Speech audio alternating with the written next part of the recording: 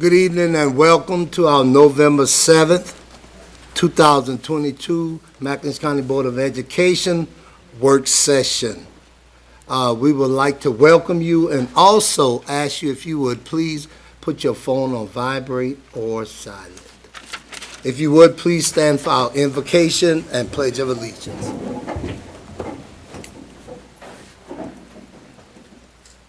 Let us pray. Dear Heavenly Father, we do thank you for this day. We thank you for the gift of your Son, Jesus Christ. We thank you for this gathering this evening to honor and to celebrate our teachers, our students, and our staff. We thank you especially, Father, for the blessing of their education, of their direction, and their guidance. We ask you, dear Lord, to continue to guide us, to teach us in all your ways, to be better people, better students, better staff, and better for this whole community. And all of God's people said, Amen. I pledge allegiance to the flag of the United States of America and to the republic for which it stands, one nation, under God, indivisible, with liberty and justice for all. Thank you. And also I want to Guys, there are chairs in the front if you'd like to have them. There's some more over here if you'd like to join us. I do want to recognize that our board chair, Missy Brigham, is online. She's out in the hospital, so we ask your prayers for her. Absolutely. At this time, we'll have recognition. All right, so what I'd like to do, Mr. Chairman, is we're going to start off with item 3A, Teacher of the Year recognition. And I'm going to ask Ms. Sheets if she will pick up from there, and we'll ask our principals to come up and recognize their individuals, and then we will then turn it over and we'll recognize the district Teacher of the Year. No, there are seats. Come on, I know everybody's shy. Come on, I'm not even talking yet. Y'all come on. There's some seats over there, and there's chairs where my stuff is. Take those chairs. I don't need them. Please come in and sit and be comfortable. We want you to. Awesome. All right. Am I live? Miss, y'all hear me? Okay. All right, well, it's so nice to see so many faces this evening. We have a lot to celebrate here in McIntosh County, and I'm glad that you're all here to join us as we do. As you know, we have 3 schools, and each school has a Teacher of the Year winner. But we actually have 4 Teachers of the Year candidates for the 2023 District Teacher of the Year. As a result of COVID complications, teachers who were selected as Teachers of the Year last year were given the opportunity to participate in this year's competition so that everyone would have the opportunity to either be McIntosh County Schools District Teacher of the Year and or go on to the State Teacher of the Year competition. So one teacher decided to take advantage of this opportunity, so we have 4 candidates from our 3 schools this year. We would like to begin this evening's recognition by having the principals introduce their teachers. So first, I would like to invite Ms. Riles to the front so that she can properly introduce the Teacher of the Year for Todd Grant Elementary. All right, come on down. All right. Good evening, everyone.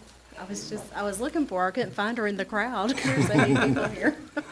But good evening, everyone. It is my privilege to recognize Mrs. Alicia Durant as Todd Grant Elementary's Teacher of the Year. Come on up. Mrs.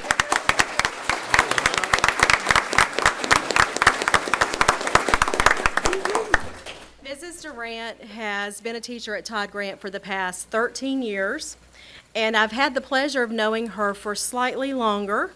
She is a product of McIntosh County Schools and a former student in one of my classes not so long ago. Just a few years. During her tenure at Todd Grant, she has served as a kindergarten teacher, first grade, second grade, and early intervention teacher. She has been called upon to serve as grade level team leader from time to time. She's currently a member of our PBIS team, and she is also a mentor teacher for teachers new to Todd Grant and teachers new to the profession. She truly exemplifies the characteristics of an outstanding teacher. She believes in her students, and she pushes them to achieve and maximize their potential. And she never accepts, I don't know how to do this, or I can't do this. She digs in, and she finds a way to make it happen. She's also very supportive of her colleagues. She shares her time, her skills, and her knowledge with others, and she doesn't ask for anything in return. Mrs. Durant, I'm very proud of you, and I appreciate all you do for our students and our entire school community. And congratulations on being selected by your peers as Todd Grant's Teacher of the Year.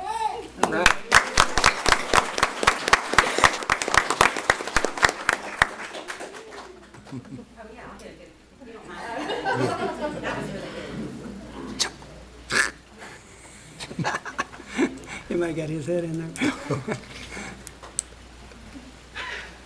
At this time, I'd like to welcome Mr. Brooker up from our McIntosh Middle School so that he can recognize his Teachers of the Year. Good evening. Good evening. And we're going to begin with Miss Cindy Gerald. So I want to tell her congratulations. Now, Miss Gerald's been with us for almost 27 years now in McIntosh County and is ingrained in both the school and the community. She's really a bastion of stability whenever it comes to McIntosh County Middle School. In the 7th grade, she's been team leader now for quite a number of years and helped us sort of indoctrinate new teachers as they came along into the ways of McIntosh Middle. Miss Gerald, she doesn't take no for an answer whenever it comes to getting her students to complete work, and it really shows. She's one of those teachers that you really appreciate, 3, 4 more years down the line. And countless time and again, we've had Miss Gerald display what I call the epitome of professionalism. She's somebody that you can always count on. Always on time, always there in support of her students and her fellow staff members. So again, want to wish her congratulations and a great job over these many years at McIntosh Middle.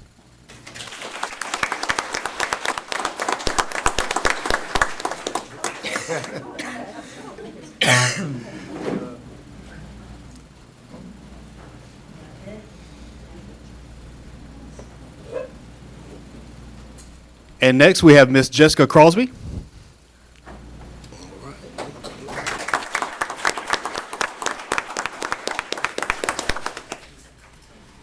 Jessica was selected this past year by her peers as Teacher of the Year at McIntosh County Middle, and she teaches math resource classes as well as math remediation classes for us at the middle school. She does an excellent job.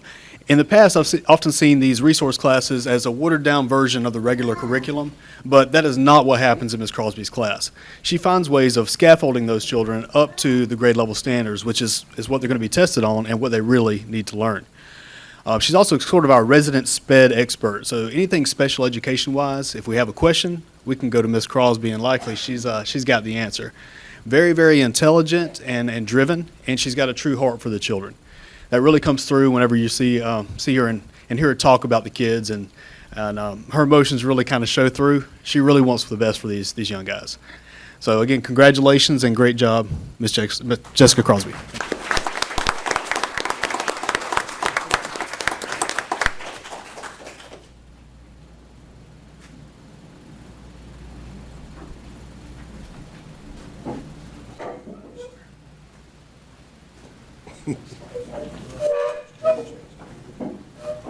Next up is the principal of McIntosh Academy, Mr. Willis.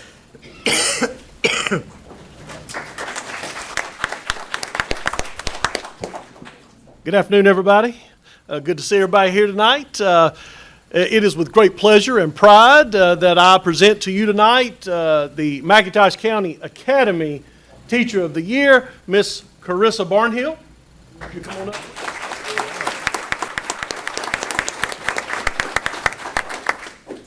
Miss Barnhill teaches science. She's been with us a couple years, and when I interviewed her, she said, all the right things as you would expect, but then she backed them up in the classroom on a daily basis. She says she teaches all children, and she does. It's very important to her that all children learn and succeed and achieve great things through what they're learning in biology. She does teach an end-of-course test class in biology. Immediately, her scores bore out what she was able to do in the classroom on a daily basis. She told me in that interview that she liked to volunteer for things, that she would do any and everything, and she was very interested. So I quickly put that in the back of my head and took her up on it more than once. Just some examples. She is leading our PBIS effort at this point for the entire school. We needed a flag football coach last year, someone to be working with the girls in that sport. And she said, I don't know anything about it, but I want to help. You know, she wants to help whenever needed. She's not one that you have to chase.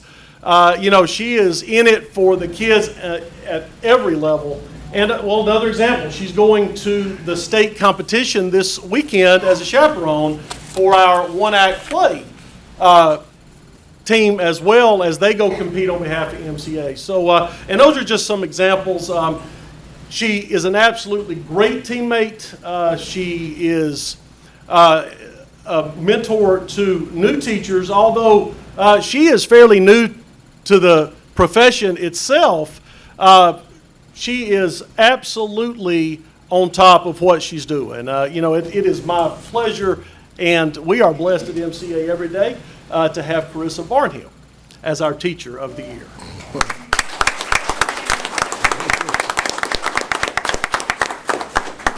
Take the picture.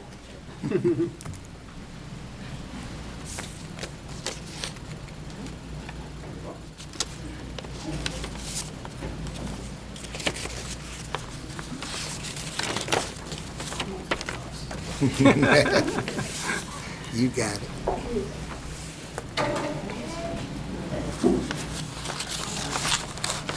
I would like to congratulate all the Teacher of the Year recipients and their families for this prestigious award. If all 3 Teacher of the Year award winners would please join Mr. Massa up front. I would like to explain to everyone here why these awards are just so prestigious. So You want to come up? you Come on three up. will come up front while I brag on you.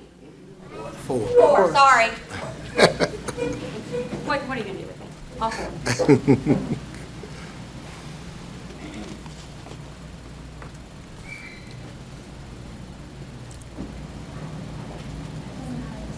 Doesn't matter the order. All right, so here are some powerful statistics about teachers. The average teacher affects over 3,000 students over the course of her career.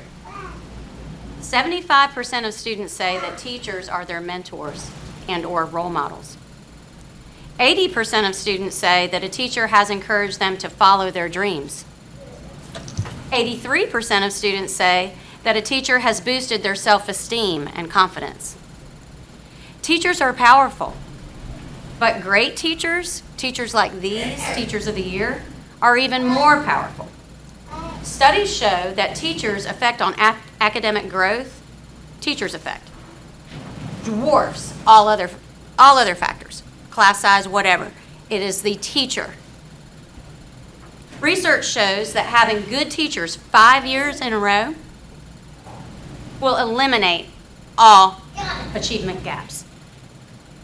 Great teachers like these are powerful, and we are blessed to have them here in McIntosh County because they do more for our students and our community than we can ever even begin to imagine. In honor and recognition of your service to our students and our schools, the district, along with community partners, have put together a gift bag for each of you. So Mr. Massa will present those at this time. And just so y'all know, our partners in our local businesses, I want to give a shout out to all of these businesses, the Chamber of Commerce, the Canopy Restaurant, the Vintage Wildflower Boutique, Dairy and Telephone Company, Blue Bay Mexican Restaurant, John Russell with Ballot, The Lunchbox, Colonial Life, ABC Nutrition, Waterfront Wine and Gourmet, Zio Carlo, Skippers, Partners Benefit Group, First Georgia Hardware, and I hope I haven't left anyone off. You can see them back there, but we are very thankful for that. All right, if everyone will join me, let's give these ladies another round.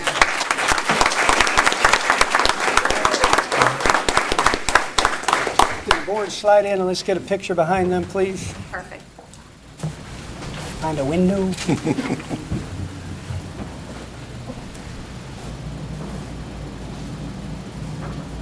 Good, thank you, Hold thank on. you. Hold on. All right, Kathleen's here, so.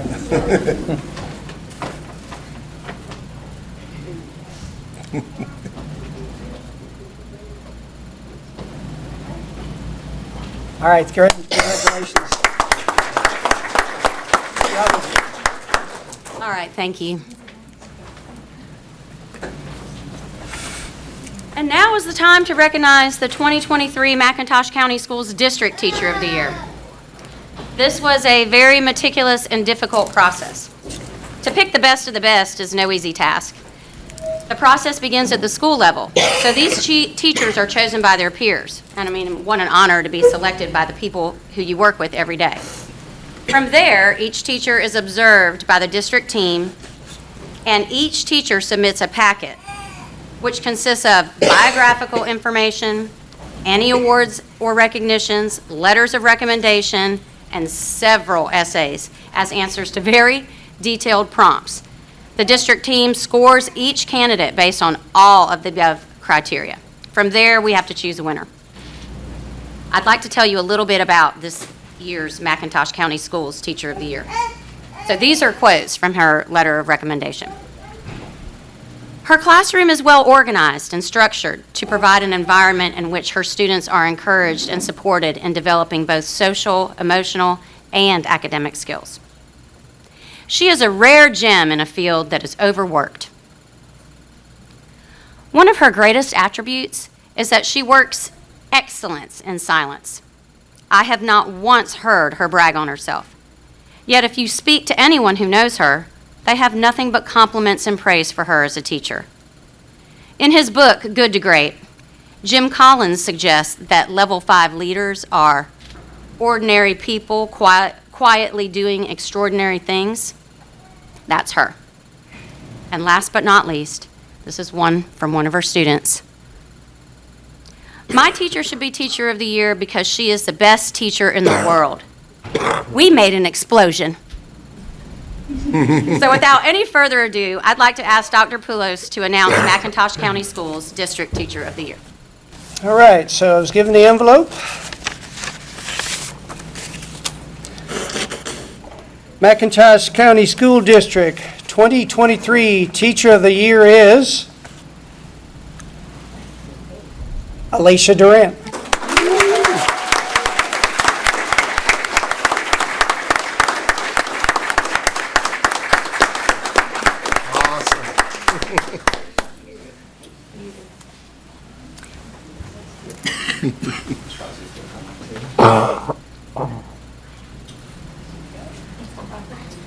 You take one real quick, and then the board will get in here.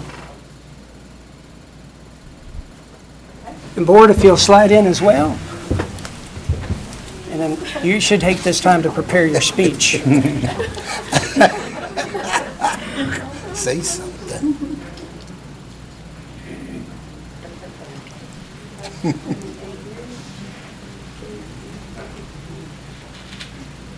Congratulations.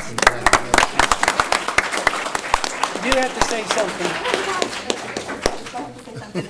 I'm very honored and appreciative.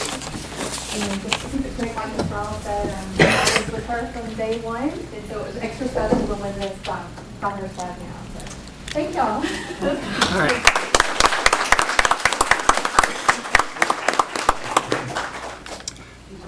All right, so the next area of recognition, and if everybody would just kind of hold on, we'll go through all the recognitions. We're going to take a brief break afterwards. So I'd like for everyone just to remain here if you don't mind, if you can. Let's do the drama awards next, please.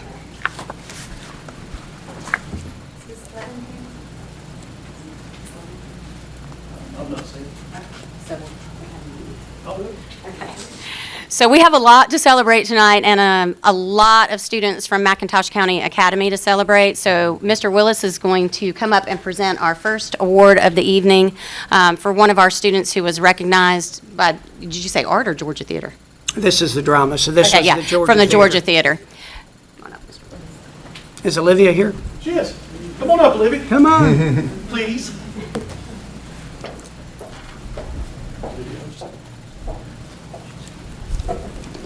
Well, with great pleasure. I love celebrating and showing off great people, students, teachers, the whole family, community, school. This one buck thing we got going on. And this is Olivia Hutchinson. She is in our drama department. She plays Marie Antoinette in the play that they are putting on in The Revolutionist, and she is fantastic. If you have not seen the show, you have missed out, but we're going to have some matinees coming up soon, so watch those reminds. I'm going to pump them out to you, and we'll get the word out. A few weeks ago, in preparation for the region competition, which was a couple Saturdays ago at our school, which the drama team did win the region championship. They'll be going to state this Saturday. But prior to that, Ms. Lovin, the director, as she's preparing the cast and crew to put on this show, she did take them down to Georgia Theater Conference, which was held at Camden County High School this year. The students got to participate in different workshops, different things to better their craft, but they also performed in front of multiple schools, multiple adults. You know, the adjudicators, the judges that were there were professional theater folks that had come in. They volunteered their time. And tonight, you know, all that awesome stuff's going on, but it is with great pride that I'll present you Olivia Hutchinson was named to the All-Star Cast at the Georgia Theater Conference, which is not for everyone. It's only for the great ones. So, ladies and gentlemen, Olivia Hutchinson.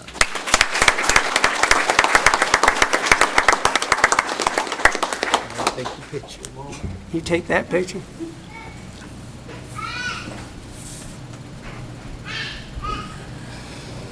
And if you can stay up there for just a minute, we'll get the board to come up. If you can slide over to the middle a little bit.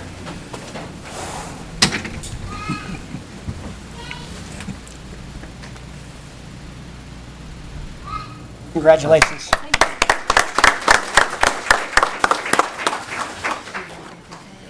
Let's do the Coast Fest next. Next, we'd like to welcome our art teachers from McIntosh Academy up to help celebrate their award winners from Coast Fest. So if you would come on up, Miss Knapful and Miss Nichols, we'd appreciate that.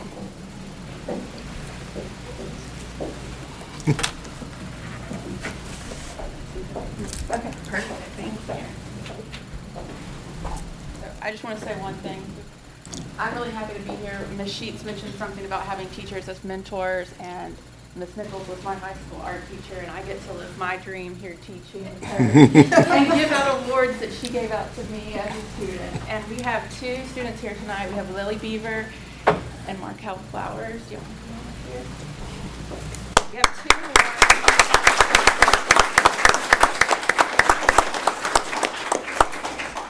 Arnaudo and Alicia's Velasquez. They're not here tonight, but Markel, you show your work off from Coast Fest.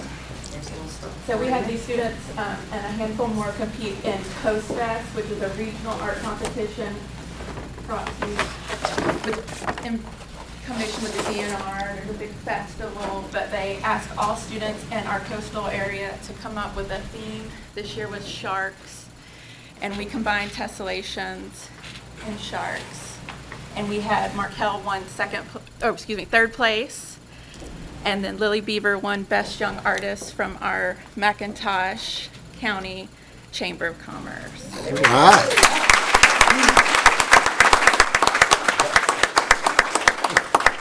All right, you guys slide in for a picture. All right, I'll get on this. There you go.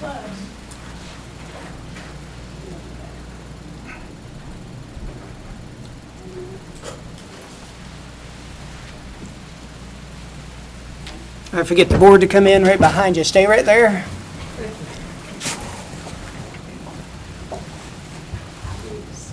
You see me? I'll turn sideways. Awesome. Congratulations.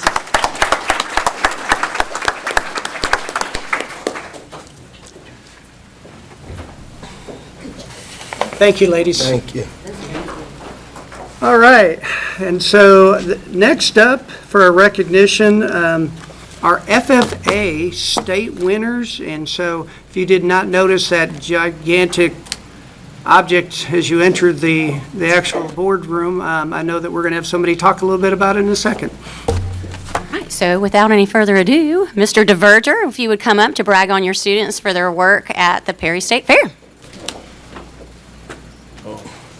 Good evening. Thank you to the board for having us tonight, and thank you to Miss Kathleen for the article that was in the paper, bragging on the students. That was very nice. Thank y'all very much for that. I don't want to take a lot of time, but when you get teachers bragging about their kids, it's hard to stop sometimes, for sure. But I did want to say a couple things about what the kids do in the shop and what they do in ag mechanics.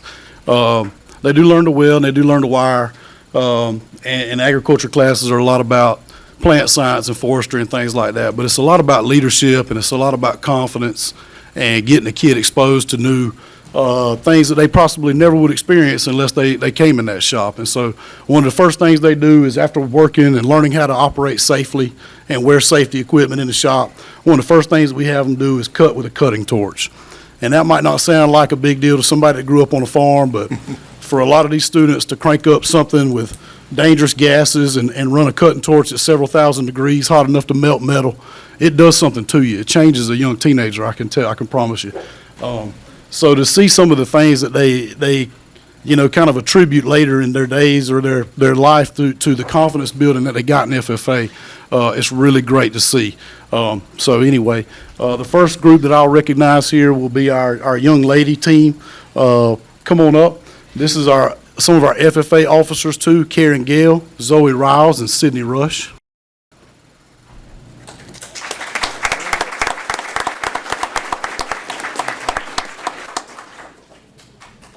Looking good.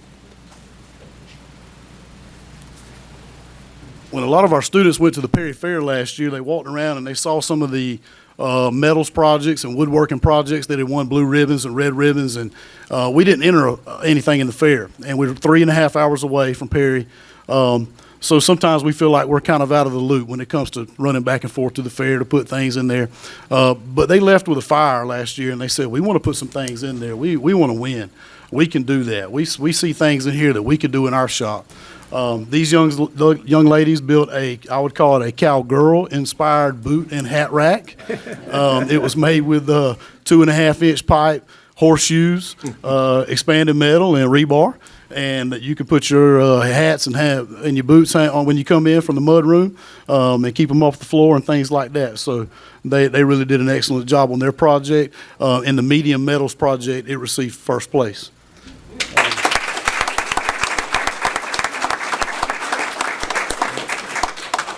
Next up, two Georgia fans here, Jackson Coley and Tyler Alexander.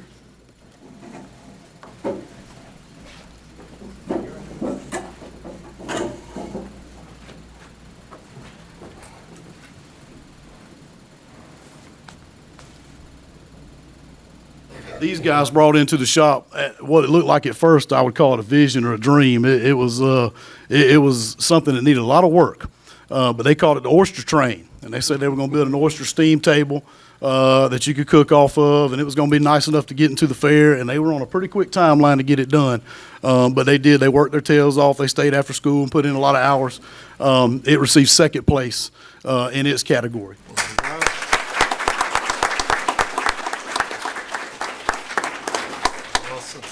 And let me get all the other cowboys up. Come on. Everybody else.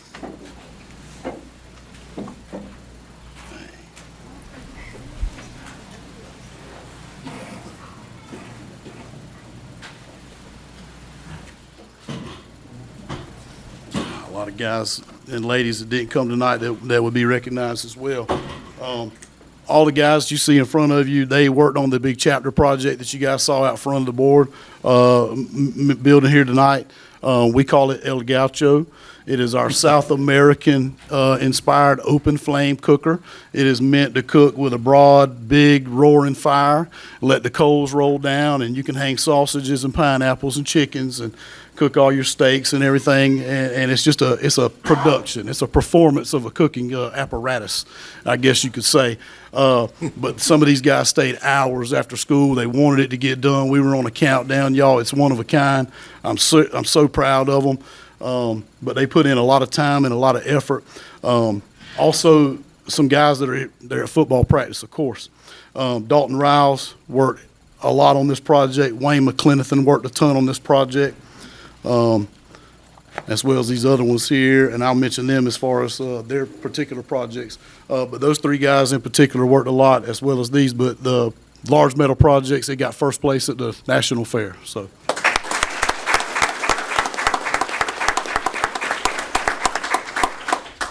Another football player that couldn't be with us is Paul Keene. Him and Kel Crush worked on a big open pit style cooker, a swinging arm. They called it the pork belly. It was meant to be cooked on an open fire style. It received second place at the state fair in its category. And then Katie Taylor and Keaton Walker did a recondition project that was actually done by some older FFA members, David Hewlett and Spencer Rozier, some guys that has meant a lot to our FFA program. Even though they're not here anymore, they're still doing things with our students, and they mean a lot. So it was cool to see them kind of recondition something that kids had done years ago, and it received second place. So.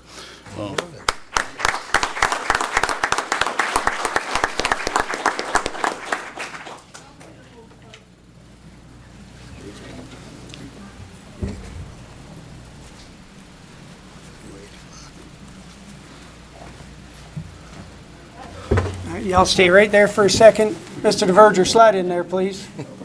No, we need you in there as well, please. Get behind this dog fan. Come on up. Come on up.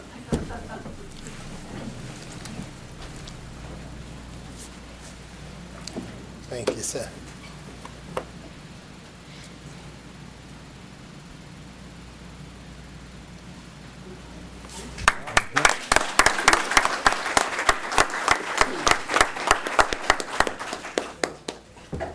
Ask for a recess here in just a minute.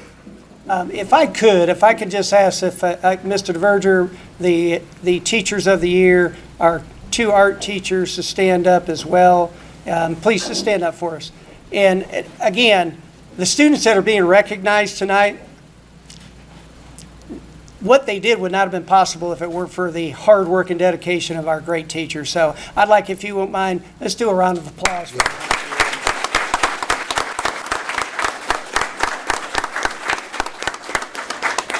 That concludes our recognitions for this evening. At this time, if we're going to take a 15-minute break, there in the reception area there with some cookies and some juice, if you'd like to join us, and congratulate everybody at this time. So we'll reconvene in 15 minutes, if that's okay. Excuse me. Do we have any citizens address today? Thank you.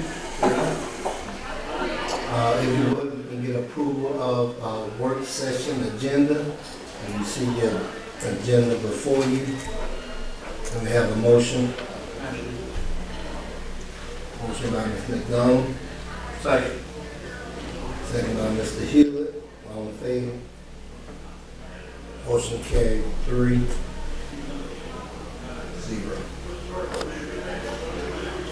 Mr. Pools, items of information. All right, so thank you. I thought that was a great recognition, and I appreciate anyone that had any part in organizing that. And the gifts that were gathered, again, just fantastic. Appreciate the support of our community and recognizing the absolute, wonderful efforts of our teachers. So, they deserve that recognition, and I'm proud of them. Especially proud that we were able to announce that Ms. Durant was our Teacher of the Year, and I'm hoping that the district will work with her on preparing her application for the next level. All right, so first up here under student success, we did have fall break, and all 3 schools had participants in the intersessions during that week.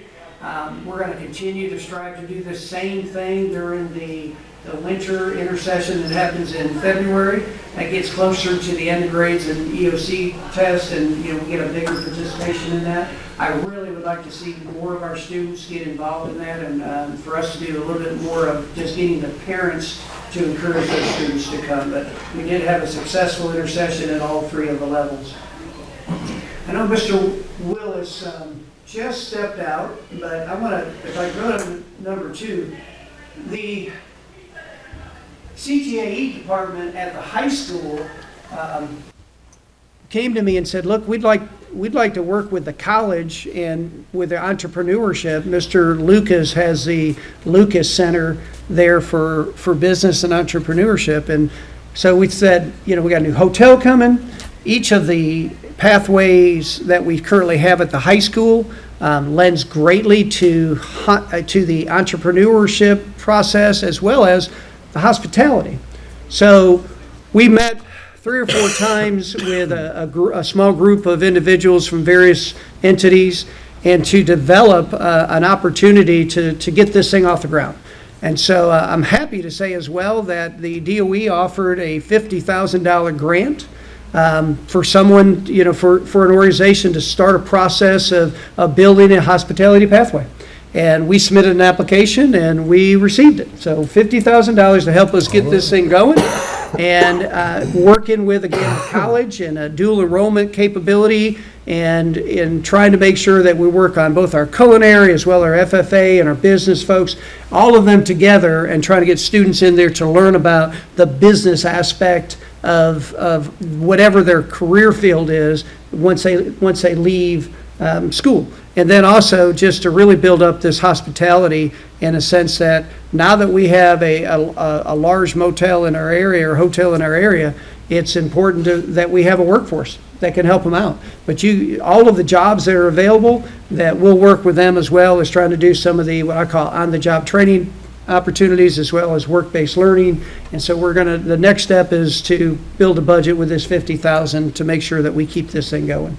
So I'm really excited about that, and I appreciate the hard work of Mr. Collins and Ms. McLean in coordinating and putting that actual grant application in, and then we got it. So. Good deal. All right, next area up here, goal area 2, organizational effectiveness, October FTE count for 2022. Can you pull up that document for us, please? Yeah, I'm excited to say that we have 67, and tell me, Elsie, if I'm wrong, 67 more students than we had last year, this same FTE count. From FTE count 1 to FTE count 1 of last year, 67. So what I tasked Mr. McNair and Miss Lane to do is to go through all 1,300 of our students and make sure that they have the right schedules and that we're optimizing, and the key word is optimizing their schedule for FTE purposes. And so it's not just important to say, yeah, everybody's got a schedule. We want to make sure that we have the right codes for everyone. So as it stands right now, and we have a program that I brought with me from Glenn County called USHA. And the USHA, in and of itself, takes all that same data and says, this is how much money you can earn on each of those segments. And unlike Power School that just, it's data in, data out, that actually calculates and says if you got errors, et cetera. For every 1 FTE that we find, we've paid for USHA. I mean, it's really that close. But we're looking right now that we will average about, and tell me if I'm wrong, Elsie, but QBE, the FTE process, if everything continues to go, around $200,000 to $250,000 in addition to what we normally get. And so that's exciting that we're moving forward. I had a meeting with the state board in October, and they were concerned that even at the state level, there's still shortages. And I said, we're not short. Right now, we're actually gaining student bodies. So we're excited, and I want to make sure that the board understands that our FTE count for that time is looking pretty good. And I do commend the 2 sitting back there for the hard work. They work with the principals in making sure that the FTE is accurate. So thank you both. Awesome. Any questions on the FTE? Once again, Dr. Police always tell you, thank you for that program, because it does catch a lot of segments that may not have been caught just by uploading an extract. And if we don't get any errors, then we don't know, because it doesn't say you didn't maximize, but that works. Absolutely. So thank you. Tammy, would you like to talk to this? We need to transfer $1 million from our general fund to our money market account with South Coast. And again, that's an investment. And so we make a lot of interest off of that. And, we're standing right now that, as I've said before, the amount of money that we earn in interest off of the money market and the Georgia Fund 1 that we've earned in the short period of time is probably captured 5 years worth of interest total from our previous interactions. So we're excited to do that, and then that money comes back. We just play with it until we need it. But it's something that we will continue to invest. So we'll need the board to approve that, just to document it as well. You want to talk about this next area, Yes, Ms. Franklin? yes. Good evening, everyone. As part of our requirements, our reporting requirements for receiving the ESSER ARC money, we are required to every 6 months review our plan of how we're spending the money. And then we need to provide documentation that we have disseminated that information. And we do it via a survey. And we also put the plan on our website. If Rusty, if you could pull up our website, and it's on our district website, and I advise everybody to go take a look at it. The first big orange or gold block is the actual plan that was updated of June of 2022. And then the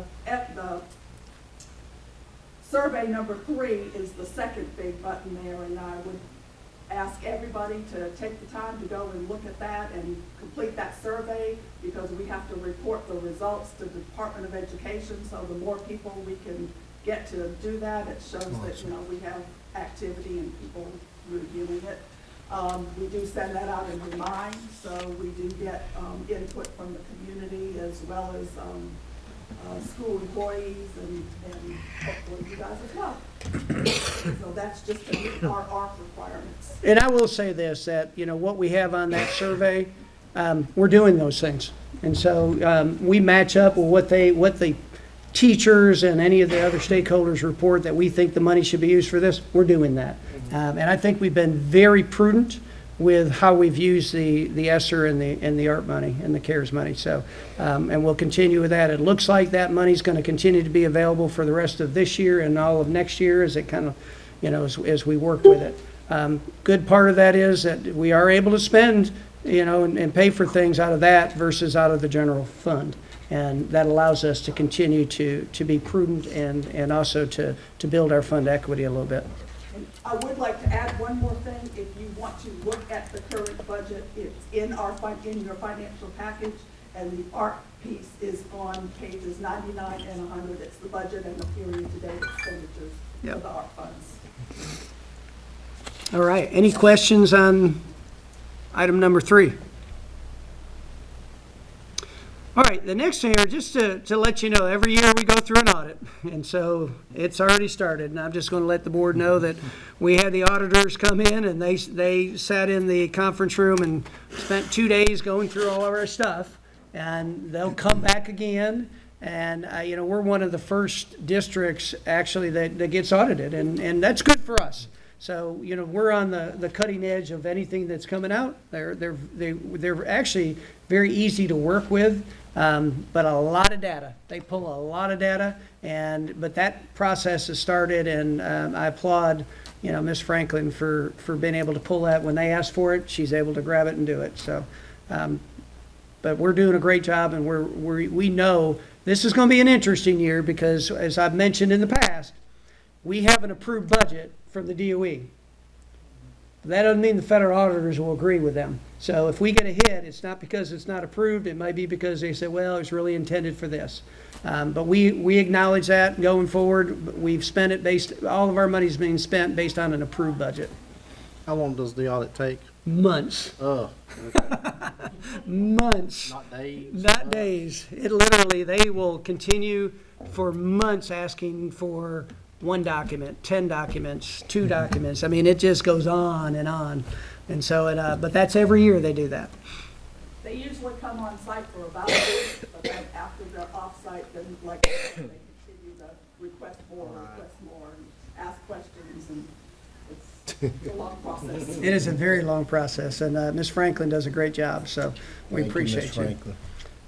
You know, that's one of the things that Ms. Franklin and I work very closely together on all the budget areas, and so, you know, we talk the same language, I think, and that's important because we have the same vision, and we're not going to spend a dime that's not supposed to be spent, and we work well with that.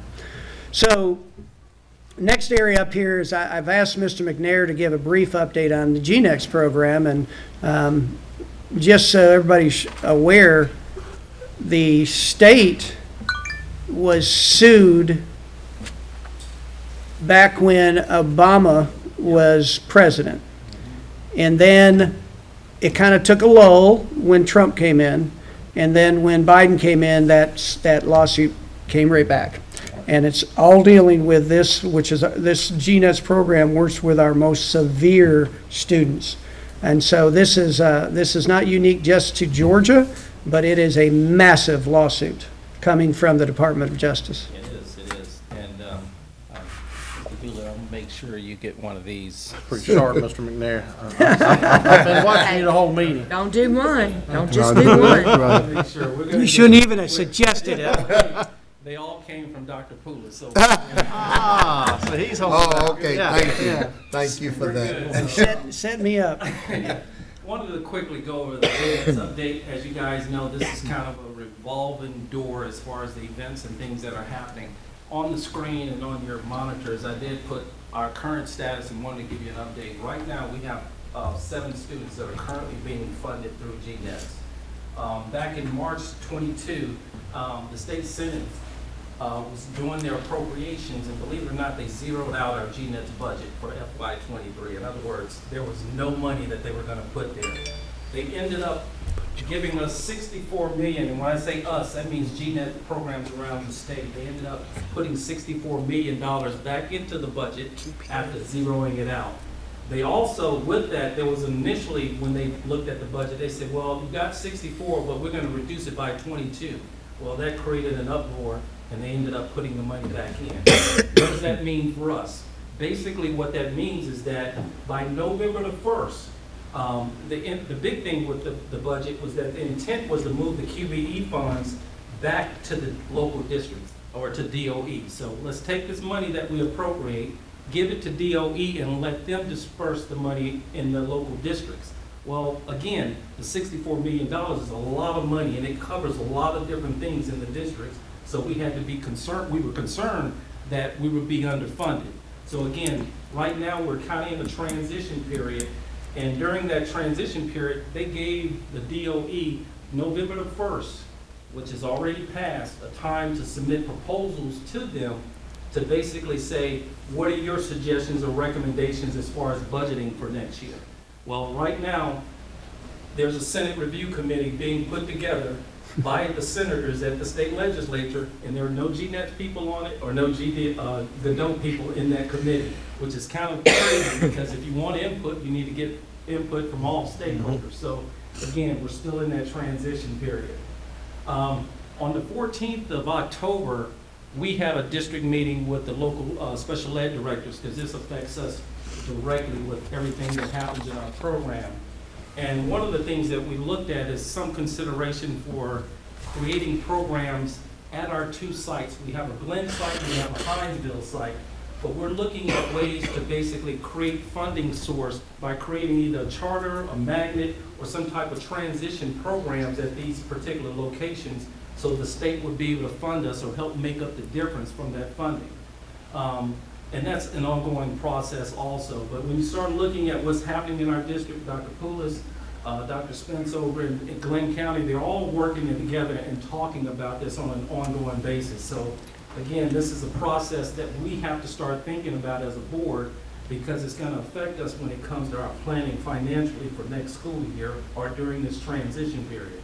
The biggest thing that we have to be concerned with is the proportionate expenditures. In other words, if we go into Glenn next year with our 7 students, what is going to be our cost with the limited QBE funds coming from the state to cover salary and benefits for staffing that's in that location, facility costs, contracted costs related to nursing, SROs, counselors, and even BCBA therapists, and also transportation. Right now, we have a bus going from McIntosh to Hinesville every single day and back. So again, these costs right now are being subsidized to some extent by the state with the budget that they propose. And so we're paying out to cover that cost, but at the same time, just imagine what it would be like once they pull the rug from under us like they intended to do before. So again, I wanted to keep you guys updated with this, and this is going to be ongoing. So I'm going to probably be meeting with you as I get more information, meeting with you to kind of let you know where we're standing. Right now, Ms. Futch, who's the district GNETS director, is working on some proposed costs from the Glenn site and from the Hinesville site to kind of look at what that's going to be. with us only having 7 students, we're not going to be responsible for all the costs, but we will have a proportionate share of that cost. So we wanted to kind of let you know where we are in that process, and as I get more information, I will definitely share it with you. So what typically happens with this is that that's a level 5 funding. That money bypasses the school district. We don't even get it. It goes straight to the RESA. RESA gives it the GNETs. So they want to change it to give us a level 4 funding, but that then means we're responsible for everything Mr. McNair just said. So we either fund our own little hub, which fully funded with supervision and teachers and nurses and all that, or we partner with Hinesville, or we partner with Glenn County, and then they're going to want their fair share. It's going to cost, and this is all a result of the lawsuit that they've now pushed the legal aspect and cut the state budget, and they're going to push it down. My guess is all that's going to happen is a lawsuit's going to follow. Right. Any questions about what happened? It's very complicated, but it, like Dr. Pula says, it has more to do with the fact that GNETs was not providing a level of service that was comparable to the regular home school sites. And so the federal government got involved. That's where the lawsuit came from. When that happened, all of a sudden they sued the state. Well, the state is basically shifting the responsibility to the local districts. And so that's where we are, and that's kind of where we're headed at this point. So like I said, I will be keeping you guys updated as I get more information with this. Okay? Any other questions or concerns at this point? No, sir. So the next area that I've asked Mr. McNair to cover is the issue of our mental health. We've been talking about this for close to a year and a half, 2 years. And as part of that as well, I know we've talked about Apex.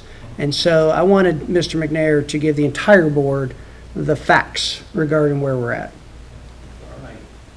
Well, we had an opportunity to meet with the Apex executive director, Ms. Felicia Anderson, on the board that I have. She used to be the program manager when I first got here, and she's actually been promoted up to executive director. So we met with her, myself and Mr. Berry met with her and her new staff person, which is Ms. Rivers, who's the new program manager. First year, not really a lot of experience, but moved into the job. We do have one Apex worker here, Ms. Daisy Myers, and she's a nationally certified counselor, but she's not a licensed counselor. So we're working with somebody that's basically in training. So again, it's a development process as far as time and experience before you actually get that LPC designation. And so really with the changes happening, this is one of the big things that we have. Ms. Daisy Myers is the only Apex counselor that we have. And how long have we had just one?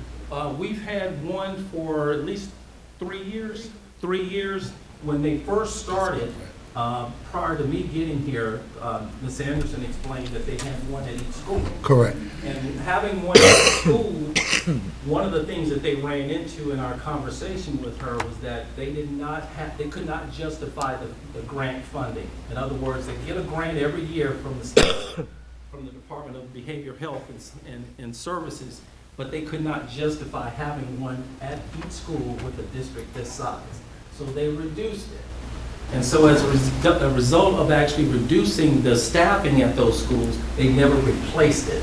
And so at the time, when I got here in 19, having one person was adequate to some extent, but they still probably needed one more. And then, unfortunately, we had the pandemic. What happened during the pandemic? Well, everything happened. We had school closed.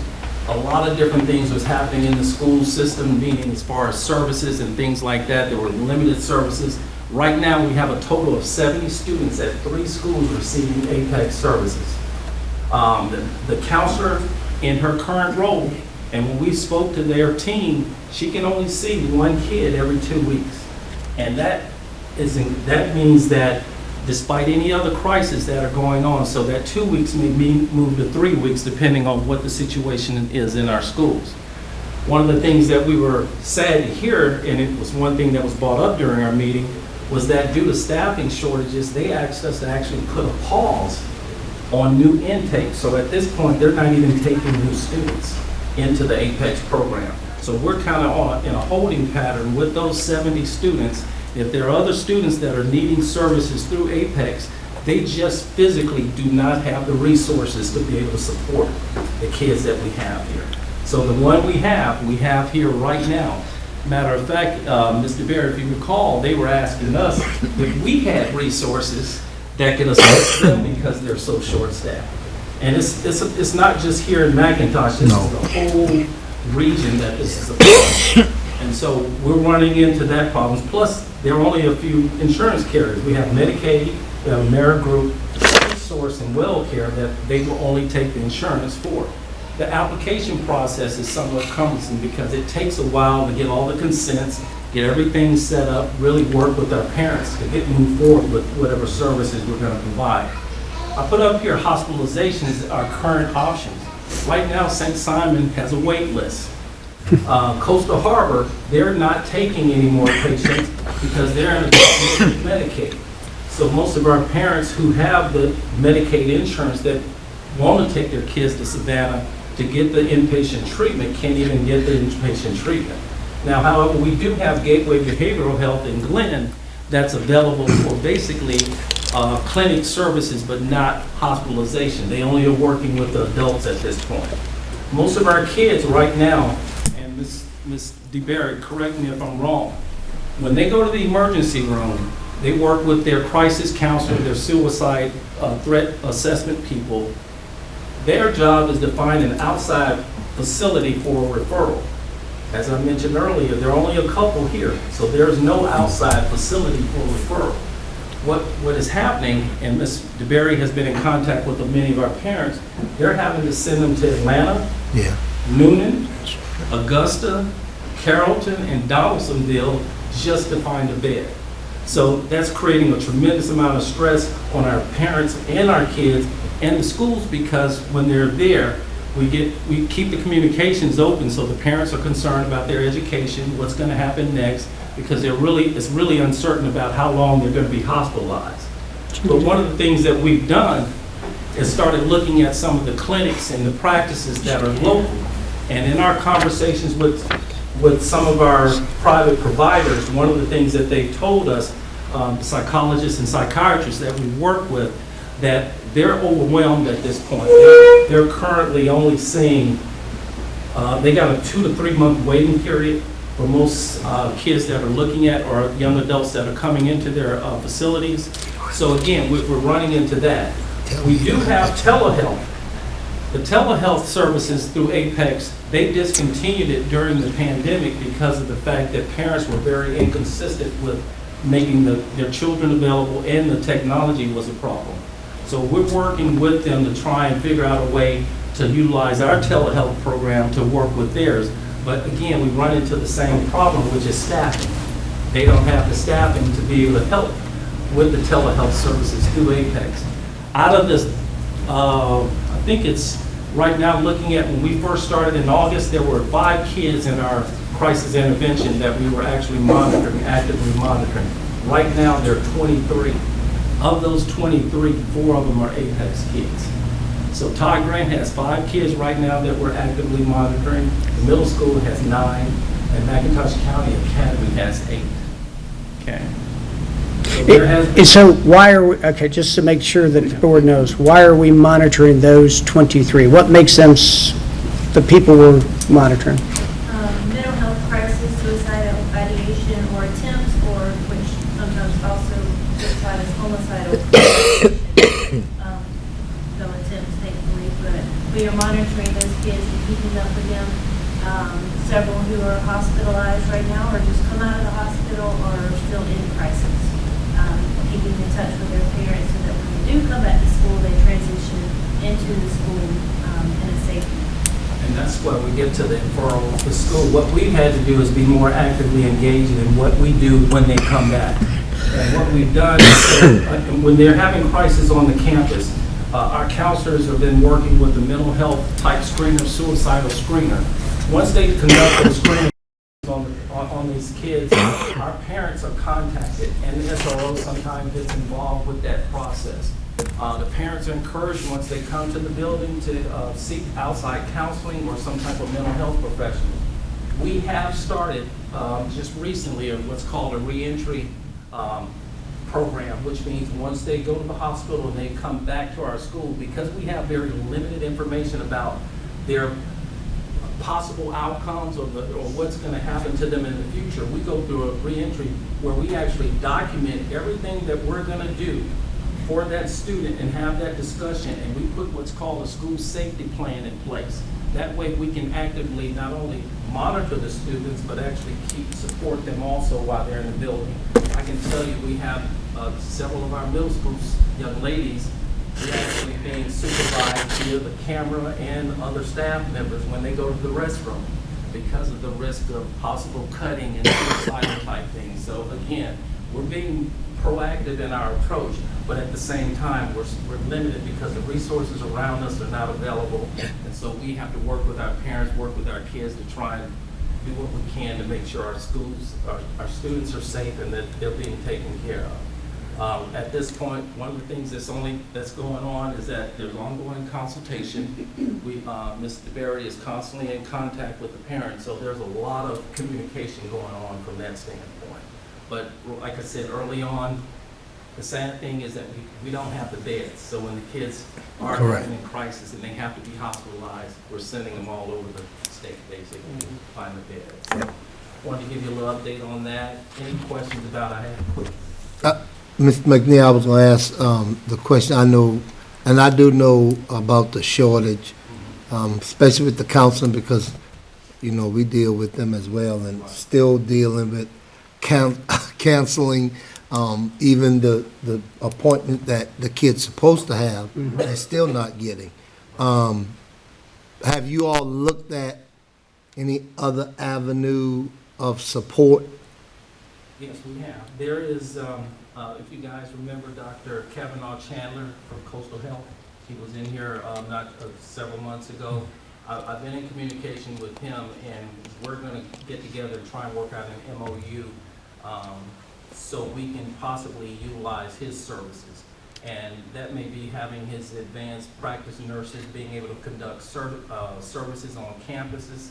But again, all of that would have to be worked out with an agreement with, and you guys would be aware of that also. But other than that, we're very limited. Ms. DeBerry goes way and beyond as far as her communication with the local therapists and things that are happening. But what you just said about cancellations is not uncommon because the counselors have a dilemma. I'm working with this kid who's in crisis and has a counseling, but then I have one that's suicidal. So I cancel this one because he's okay right now, but I have to go to that one. So again, a lot of that is taking place when it comes to what we're doing here at the school level. And unfortunately, just like I said, the resources aren't available. You know it's bad when they text and say, what are y'all using? We need help from you. And we're depending on them to provide it. So I'll also say this is that, you know, I've raised this as a social emotional issue. The reason that the three of us meet once a week is to make sure that we continue to monitor it. And we go through all of those 20-some students by name, you know, what's going on with them.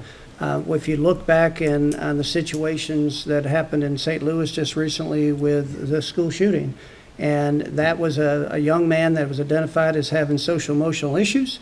They lost sight of him, and he re-entered in the school and ended up killing 2 and injuring 7. And so it's just a concern. And I made note of it before. It's one of those areas that we just have to continue to provide focus on. Yeah, we're being as proactive as possible, but when our resources out there are very limited and the people that we depend on are telling us they have no one, it really puts us in a dilemma. So again, I kudos for Ms. DeBerry for all the work, and more than anything, communication with the parents. Yes, that's and the people that need the support and know that the school is still there. Even kids that are up in Atlanta and Donaldsonville and different places, she's still contacting the parents to check in with the kids and with them in their progress at this point. So Anything you'd like to say? Mr. McNair covered it. It is emotional. There is a mental health crisis happening in our country, not just here in McIntosh, it's everywhere. We may be small, but it's there. And I know we're missing kids. You know, a lot of them don't either know that there's somebody that they can talk to, or they're afraid to talk. So we are missing kids. So we're really us being as well as school counselors, as trusted adults to talk to for the kids. And then I know that the parents that I've talked to, they seem to really appreciate the phone call from the school district. So I think it's really, it goes a long way to hear, they have somebody ready to support their student when they come back to school. And also, being a pastor in the community, Mr. McNeil and Ms. Dewberry, we've noticed even for adults, they're doing the same thing, trying to get beds. And it's been crazy because especially as pastors, are trying to figure out how to better serve the community with adults who are really going through mental. Since we went through this pandemic with COVID, it has increased mental deficiency in adults. And so it's all over, but you really got to do something because it's getting a little worse. And we do have the crisis line information we send out. And it's just more awareness than anything. Like I said, we're a small community, we're a family. We're going to do what we can to support our kids. All the agencies that we work with, including DFACS, have been there for us, but even their hands because they're handling with the resources, they're taking the most critical crisis situations before they act. So we are reporting and we're continuing to meet every Friday. It's about 4 of us sometimes, and we look at each individual students, the communication that's gone on, and what are the next steps as far as supporting them in the building when they're there. So, And we're just touching it. Yeah. That's the concern. Thank you. any other questions for me and concerns? No, sir. All right, Thank you. All right, next up is a discussion of October 22 financial reports. Ms. Franklin? All right, good evening again, everyone.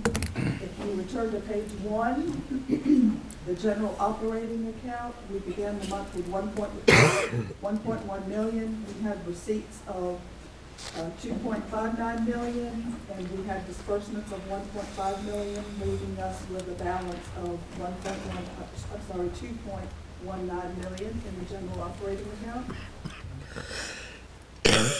30 general fund revenues with the school year 33% complete. We have received 3.7 million in general fund revenues, which is 24.4% of budgeted 15.3 million in revenues. And I just want to point out that that does include the $500,000 transfer in from the local projects that we did so that we would not have to get a TAM. Okay. On to page 32, general fund expenditures. We've got period to date 3.5 million in general fund expenditures, which is 22%, almost 23% of our budgeted 15.5 million in general fund expenditures. Page 37, fund equity, current fund balance. Our current fund balance is at 2.85 million. Page 109, school nutrition. There is 298,000 in the school nutrition. There you go. Okay, on to page 121, local projects. We have 1.48 million in the local projects account. Money market account, 124. We have, Let's stop for just a minute. Go back one more slide. I think it's, okay, so that local projects, that's where you pulled the 500,000 from, correct? yes, Okay, so that 500 goes back we in. will put that back in. That's right. Okay?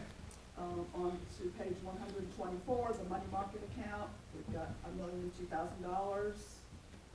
So And we, that's where we'll be transferring $1 million to bring that back up to $2 million. and so October, we received $330 in interest alone. Correct. On the $1 million. Page 126, the Georgia Fund 1 account, okay, we had 1.29 million. We had East Bluff receipts of 154,582. We earned interest in October for $3,200, leaving us with 1.4 million in the Georgia Fund 1 account.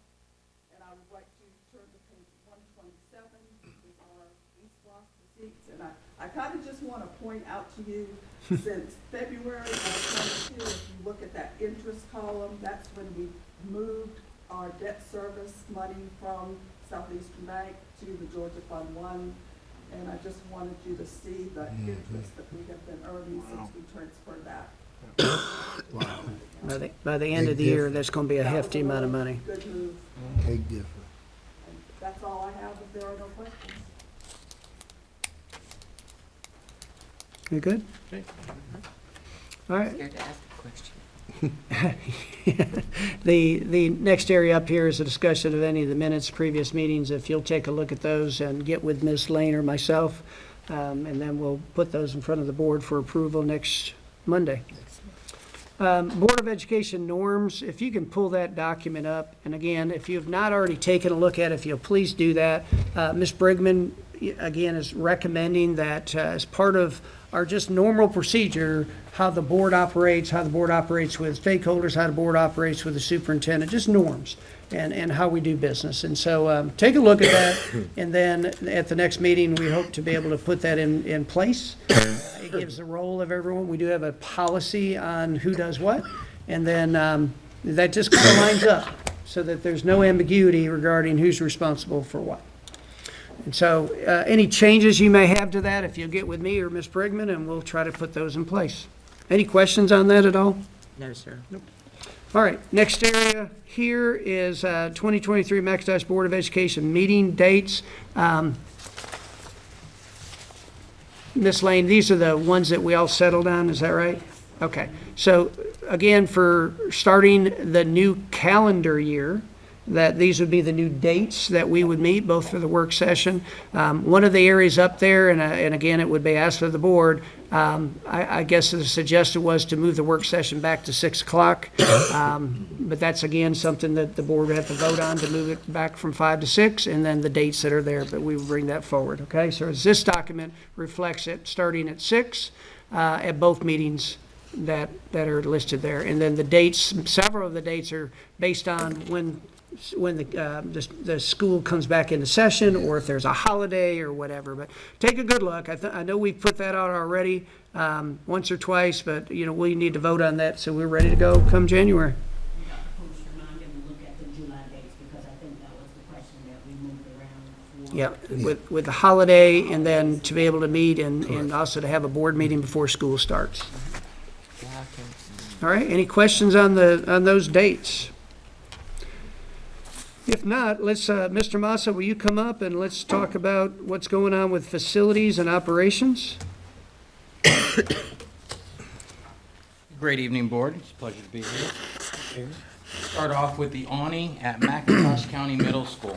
We are wanting to put an awning that goes on the bus loop. If at this point, if you come out the back door of the middle school where the buses are during a rainy day, or any time that the weather's inclement, you get very wet. So that awning would go down the side of the building, all the way wrapped around to the other hallway, so that the students could come out of both hallways, stay dry, and in a safe, orderly fashion reach the buses. And stay out of the sun as well. Stay out of the sun. But there's no awning in the back there, so that's going to be a great purchase. We have a great company that put the one for Todd Grant in the preschool down, so that's an option for us to consider as we move forward. And this will be on the bus side, where the buses come in? Yes, sir. Yeah. Right. The new kitchen project, it'll come right out that door, down that walkway, and right out the back door there. So it'll be like a little U there, and have plenty of room for our kids to be safe, dry, and secured there. All right. And this is the only estimate we have? This is the one, the awning process is really tough right now, that we weren't able to find a lot of companies that are doing it. This company we've worked with before, we know it, and we're still searching for another one, but we just haven't been able to find somebody that could do it within our timeline too was another concern. Getting those quotes with the supply chain and all seemed like it was going to be a far way off, but we are searching out other. And the middle school is the only school that doesn't have an awning for the bus loop. All right, RFP for the McIntosh County Middle School bleachers is posted. We've gotten some interest in it. I've gotten 3 emails with companies that will be there for the walkthrough. They're going to have a walkthrough and take a look at the project.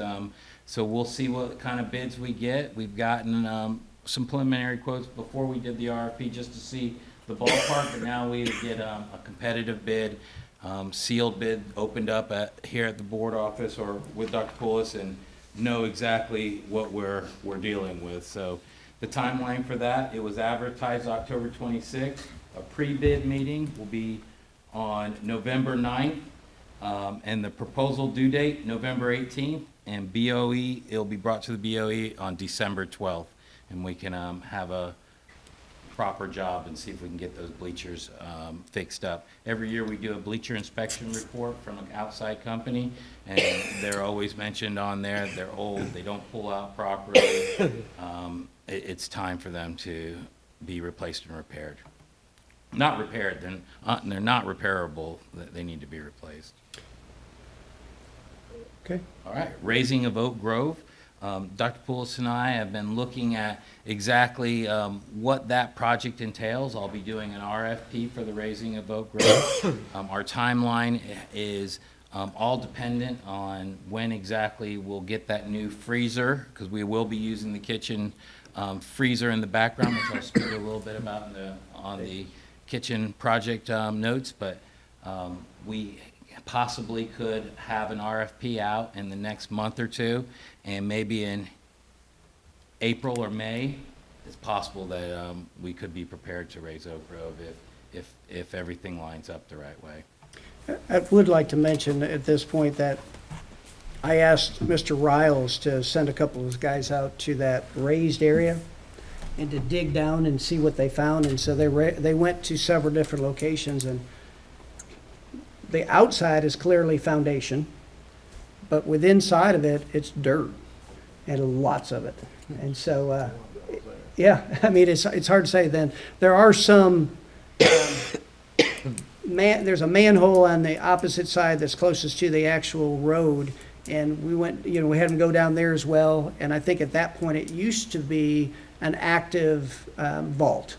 And so it still has some water in it, but it also had some way of chlorinating it. There's a chlorinator in there, so I'll get with the city and just say, is there any reason, it's not operable, but that should be removed, and we'll make sure that we do it right. It'd be part of the RFP and when we move forward.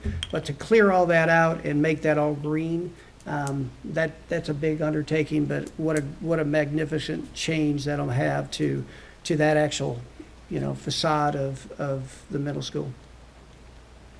Is it good dirt? We will probably take that good dirt and use it at the triangle to fill in some of those holes. I call it triangle, where we cut all those trees down and start filling in some of those holes and using it. Oh, across from the Yeah. middle school field. All right, really exciting news. The McIntosh County Middle School kitchen project is coming around famously. It's looking so nice. The contractors will be out of there by the end of the week. The cleaning crew that they're sending in is coming in next week to do their final cleaning, which will follow up with moving just a few little bit of equipment that we have at the middle school, at the old kitchen, moving it over there during the break, the Christmas break, and then hopefully that we'll be able to open school back up on January 2nd and be using that kitchen. That's the plan. Again, the only thing that's going to be left is that freezer that is still on back order, but that's what we're going to be using, the freezer that's still at the old kitchen area, and then just once a week we'll have some smaller freezers that are there. We'll transport over, and then when that gets in, that'll free us up to make our move on Oak Grove. But the project is really going to be a shining star for McIntosh County Middle School. It's going to be a place that the kids will be proud of, and again, Dr. Poulos had the foresight to be thinking that it's got hookups for generators and possibly even used during an emergency situation to help the community out. So all in all, that's going to be a game changer for McIntosh County Middle We School. will schedule a grand opening. I think that would be appropriate. I mean, we spent $1.7 million on it, and it is going to be a highlight. It's a great facility. Just to kind of go back to what Mr. Massa stated, though, there are just a couple items that are still outstanding. One is obviously the cooler freezer, a combi oven that still has to come in. And then on top of that, the transfer switch for the generator, they still have to get that in and install it. But by far, the majority of that is done, and they're cleaning up, and it looks great. What a model kitchen, though, too. When you go in, and we need to take a tour over there ahead of time, it is really a spectacular. The way it's been lined up by Miss Harrison, as far as just the space, and it's a great project. And I do expect at this point that it'll come in under budget. You know, the contingency, we might get about 30,000 left on the contingency, which was good, which we can use for some of these other projects we just talked about. And then on top of that, we're putting in some grants for some of the kitchen equipment that, again, if we get the grants, then we won't have to pay those amounts for the kitchen equipment that comes in. So we're being very judicious with all of that. But I'm proud to say that we have managed it well. It's a great kitchen and cafeteria area. Absolutely. It's, like I said, a jewel for our county. Next item is solar panel updates. Supply chains have come through, and we're getting even closer as we've been pushed back, but we have seen the light at the end of the tunnel. On the week of the Thanksgiving break, we'll have a shutdown of the system of the power where they actually hook it up to the solar panels. That'll be between 11/21 and 11/24, and then Georgia Power will do a witness test, they call it, and what they're saying is on 12/23, before that Christmas break, or right in that time, we'll officially turn the power on. So we've been told that we're going to be turning it on in the past, so I don't want to even say for sure, but that's the timeline. So the audit has been done by Georgia Power. Everything's in order. We just have to actually hook it up, and we have an actual date for that to switch over the power. So we're excited about that. So before we get to item F, I just wanted, I've talked to the board about this already, and y'all realize the status of the current football field and where we're at. And so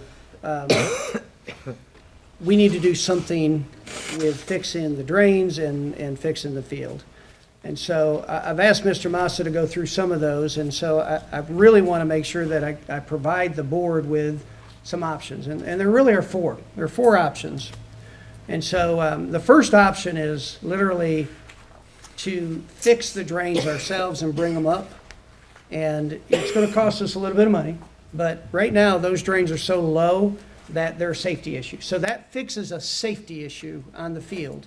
Doesn't fix the field itself with the problems we have with weeds and all that, but it does fix the safety issue. And, you know, I put it in I've got a list in here to show you, which is about $50,000 to go through, dig it out, put sand in it, laser it, all that. I mean, we could probably handle that mostly ourselves. That's option one.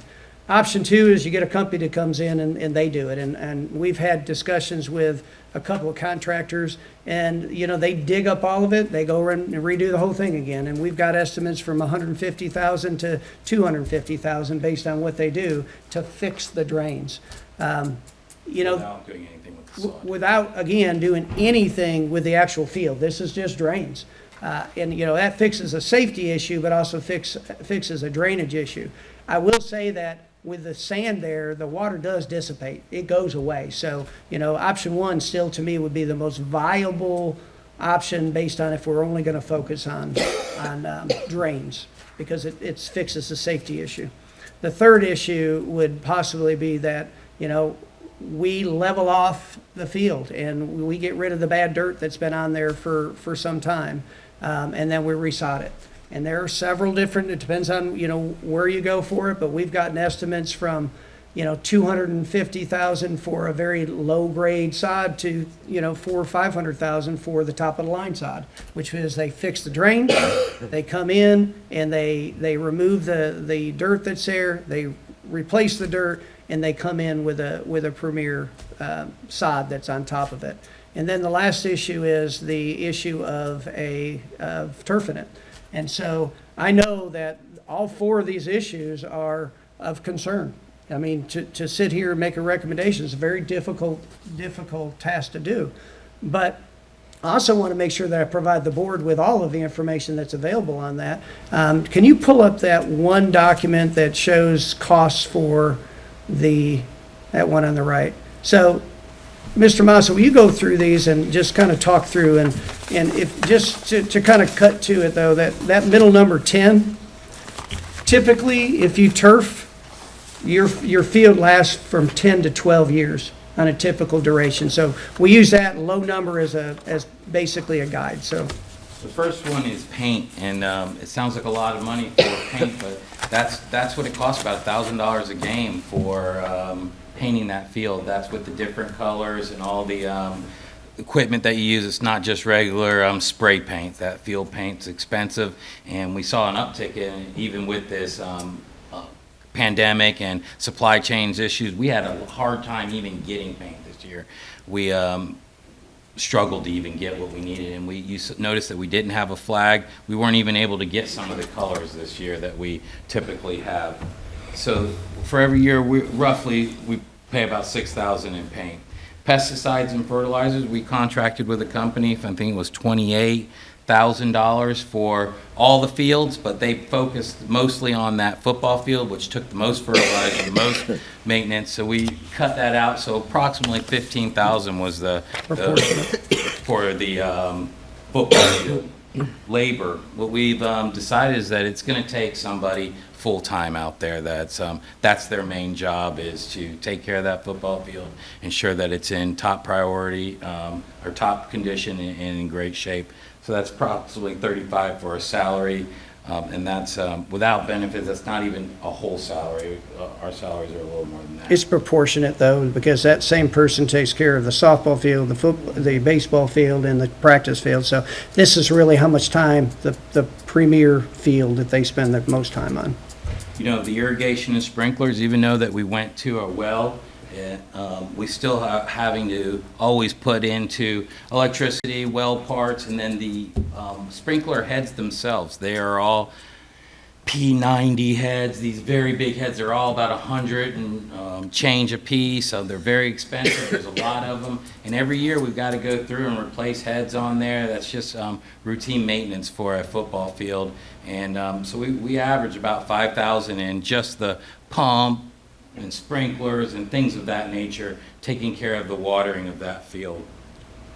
Reel mower maintenance, we got that brand new reel mower and we're keeping it up to date.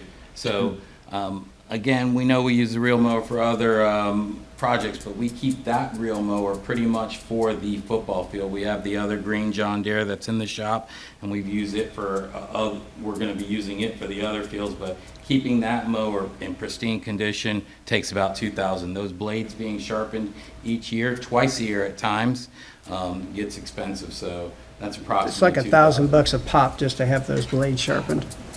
Every year we top dress, has to be done. It keeps the field level. It keeps it growing in just the right way, and that's $3,000. That's just for that field with sand and top dress. It's $2,500 to top dress, and the sand is so much, so it's about $3,000 every year in top dressing. And then miscellaneous is when we overseed it, like we did for this game. Those are the things that are miscellaneous. So a total of about $67 just to keep that field maintained well. And then if you compound that over the 10 years, you can see that it's roughly $670,000. So knowing that and in your decision moving forward for what you can do, those are the expenses that are there. And so just to kind of recap again, and here's as a superintendent, I work with Ms. Franklin on the numbers. And so, could we afford to go with a high-end of putting a turf in. We'd find the money and we could do it. And right now, with CARES money, it's probably the most optimum time. We may never have an opportunity again to have that type of money.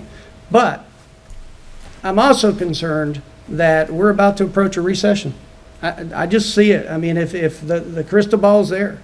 And so I would have a hard time recommending that without acknowledging the fact that, you know, we could go into dire straits here soon with cuts from the state. Even though, you know, financially the state's saying they're great, everything you see is typically with a recession, it's lagging. And so 8 months from now, we could just bam, we're seeing another cut. And I don't know if that's going to happen. At the same point, though, we do have a safety issue. Those drains have to be fixed. And so I would just like, you know, the kind of the take of the board and where you stood. I know that I've had at least 3 or 4 of you that have walked it, so you see the problems. And some of those drains, I mean, they're 1.5 feet down. And you know, you're talking about some serious ankle and leg injuries if somebody hits one of those. Could we, under options 1 and option 2, make do with the actual field? Yeah, we'll patch it up. We'll do it. We'll put some sod in there. We'll baby it. We'll fertilize it. And you know, we've got Gerald that he's going to go through and is already working on getting his pesticide and fertilizer certificate. And you know, he'll do that. But I didn't want any misnomer that, you know, this is just one of those inexpensive processes, because when you look at that, there's a lot of money that's going to be put towards maintaining the field over the next 10 years. And so cost effectiveness wise, in the long run, the turf really makes a lot of sense, but you're also expending a lot of money now versus years 2 through 10. You know, so, and again, as a superintendent, I prudently would probably recommend an option 1 or 2 at this point. And I just want to know if the board has that same feeling towards this. And, you know, I'd really like to try with option 1 first and put probably $50,000 into fixing the drains, and then keep building the money up that if we do see that we don't hit a recession, in the long run, you see the money could still be saved. It's an investment on that field if we end up turning around to a turf. And I hope I'm articulating that well enough that you see where I'm at on it. Any comments from any of the board members on it? Well, I agree with you on the first option. I have seen back in 2005, we hosted a playoff game here, and they wouldn't let us play it, which we were over here. They wouldn't let us play it here because the field was not deemed safe. So we had to play it over at Glenn County Stadium. So, you know, child break his leg. I mean, we have soccer on there. We have graduation. I mean, it definitely needs the work done. There's no doubt. But, you know, right now we're having to put a barrel over there on the visitor side. I agree, the drains need fixing. Huh? I agree, the drains need fixing. Yeah, yeah. But I agree with you on that option 1. Yeah, so if I get my marching orders on that, I mean, I'd like to get started on it, but I also would like to make sure that we're pulling together data on the other options if we don't go into recession. And we're not able to, because literally what I'm saying about the green, the grass, the holes, I mean, we've got a lot of work to do on that, and that's going to continue. But filling in the gaps and making sure that it's level, that you don't get an ankle twister and all, that still has to be done. You know, I would love to be able to say, hey, let's go with turf, which is what most people around us, but I can't make that recommendation right now. That's a chunk of money. It is. Any questions? A quick question on it. All right, let's say you went the turf route. At the conclusion of that estimated life, the 10 to 12 years, is that another $670,000, or is most of the infrastructure there where it just needs? Okay, now let me make sure we're straight, because this is what we spend on normal operations. No. Okay. Yeah, all right. Well, turf's about $700,000. to put turf in the It's stadium. probably gonna be more, but, okay. But at the end of that, the majority of your work on your field is done through the drainage systems. Right. So if you get to the end of the life of the turf's looking old, like you do with your carpet, you pull it off, they kind of spruce it back up, and they put another layer on it. Okay. And so, It again, doesn't require that heavy capital no, investment again. no, but it's, it'll be a hefty one, but it won't be, Yeah, right. it won't be $1 million project. And to say that is, that's a good long-term investment. I mean, I can't say that it's not. I mean, it truly is. And I know there are people that would complain that we spent that money up front, but the fact of it is, you see how much we're already spending on it in that 10 years. My reservation goes with the line of just trying to be prudent in looking at what may happen here soon. Yeah. So, With the turf, I didn't hear, what kind of life expanded? if we went with turf, it's usually 10 to 12, and some school systems get 15 years. Gotcha. You know, if you go with a higher end turf itself, and everybody's got a different quality of turf that's out there. It is also built that your drains are part of it. And so it's really it's an all-in-one package when you get to it. All right. Any So other either questions? way, we got to do the drain. We got to do the drain. And I, again, if we were going into a recession, I'd probably push and say, look, it's time to do that. We've got the money. But I can't do that. How many drains are there? 10. Great shot. 10 drains strategically located along the side, and every one of them has an issue. Yeah. For a variety of different reasons, but I mean, there are two in the front end zone. They're so deep that, I mean, they are. it's like a foxhole. I mean, it's that bad. Yep. Okay.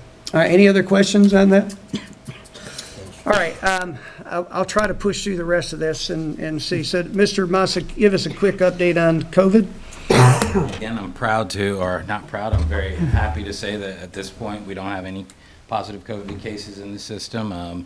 We're doing our best to continue with the protocols that we've had in place. I would say every time that we have not given up on our safety protocols. We encourage hand washing and all the safety things that we put in place because the flu season is out and it's hitting us hard.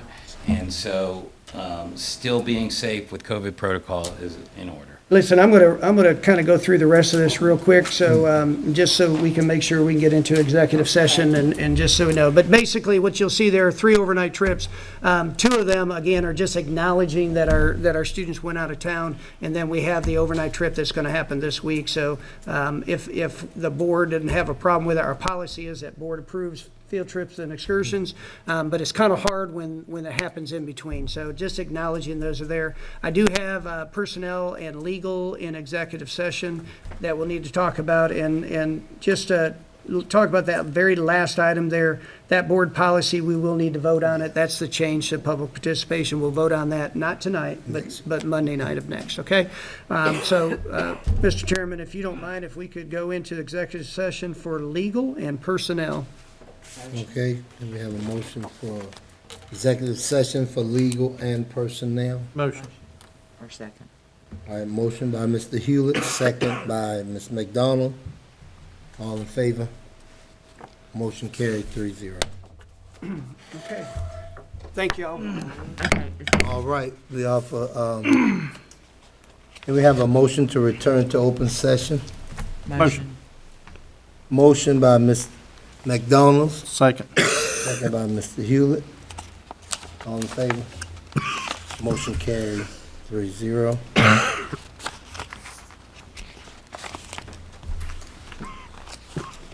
A motion, superintendent recommendation of personnel as submitted. So moved. Motion by Mr. McDonald, second. Second by Are you Mr. doing Hewlett. that to include the overnight trips? No, ma'am. Oh, okay. We'll do that next week. We can do it Friday. We can do it next Monday. Okay. Okay. All in favor? Motion carried 3-0. Board comment? Just congratulations to all of our winners tonight that we recognize, and congratulations to Ms. Alicia Durant for our system-wide Teacher of the Year. Thank you. Yes, and I concur. It's a great day to be a Buccaneer. Yes. Drama, sports, basketball, football, Arts, Art. everything. Academics. academics, band. We're all doing great, and it is a great day to be a Buccaneer. We're proud of all of them. Thank you. Amen. I agree. I'm good. Meeting is adjourned.